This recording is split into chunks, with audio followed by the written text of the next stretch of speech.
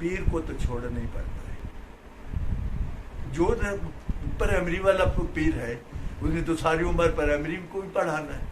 اگر آپ نے ہائی اسکول کا سلیبس پڑھنا ہے تو پرائمری والے کو تو چھوڑنا پڑے, یا وہ پرائمری والے کو کہے کہ مجھے ہائی والا سلیبس پڑھائیں, مگر وہ تو پڑھائے گا نہیں, وہ تو پرائمری میں ہی ساری عمر اس نے گزر گئی ابھی تک. یا تو وہ اگر آپ کو سلیبس پڑھائے, نہیں تو پھر آپ اس کو شیخ کو ڈھونڈیں. یہ تو آپ کا اپنا فائدہ ہے. ابھی یہی اپنے بچوں کو ادھر ڈالتے ہیں کہ جی وہاں بڑی اچھی پڑھائی ہے, ادھر بچے کو ڈالتے ہیں, وہاں سے فارغ ہو کے کسی اور جگہ کہ نہیں یہاں زیادہ اچھی پڑھائی ہے ادھر ڈالتے ہیں. ظاہری تعلیم کی طرح باطنی تعلیم بھی ایسی ہے.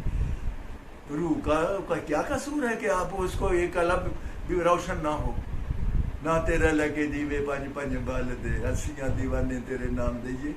یہ تو قبر میں یہی جو ہے نا, تو یہ بڑا ضروری ہے سرچ کرنا اپنے لیے عاقبت کے لیے. بندہ اتنا تو نہ عاقبت اندیش نہ ہو کہ ایک بندے کے ساتھ آپ نے وہ آپ کو کچھ بتائے بھی نہیں. لداخ کے نام پیر صاحب کوئی نہیں آتے.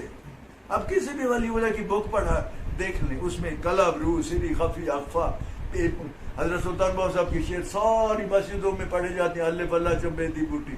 وہ جب جیم پر جاتے ہیں نا تو کہتے ہیں جیم جنہ عشق حقیقی پایا وہ منہ نہ کو جالاون, منہ سے نہیں بولتے. ذکر فکر میں چرائن ہمیشہ تے دم نو کہت دم ساسو دم آوے نہ دم نو قید لگاون ہو قلبی, روحی, سری, خفی, اخفا, خفا. یہ ان کے نام ہیں. ہم نام لینے کی وجہ ان کو نمبرنگ کی کہ پہلا لطیفہ تو, دوسرا لطیفہ تو, تیسرا. میں علامہ اقبال کی بک ہے reconstruction of religious thought in Islam, تو وہ انگلش میں ہے. اس میں انہوں نے لکھا کہ فرسٹ اسٹیشن قلم, سیکنڈ اسٹیشن روح, تھرڈ اسٹیشن سری, فورتھ اسٹیشن خفی, ففتھ اسٹیشن اخفا.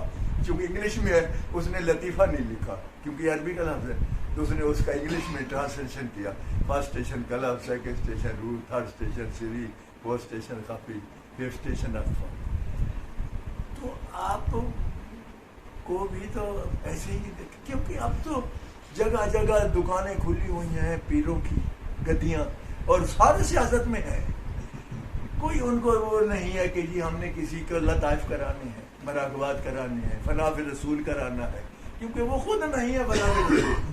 جو اس کی نبی کریم صلی اللہ علیہ وسلم تک اپنی رسائی نہیں ہے, وہ آپ کو کہاں لے جائے گا. ایسے شخص کا ہاتھ پکڑے جو خود جو ہے دربار نبی کا حاضر باش, خود حاضر باش ہوگا تو آپ کو لے جائے گا. یہ نعت قوالی دے گا, یہ تو سلوک ہے ہی نہیں, نہ تصوف ہے, نہ یہ معرفت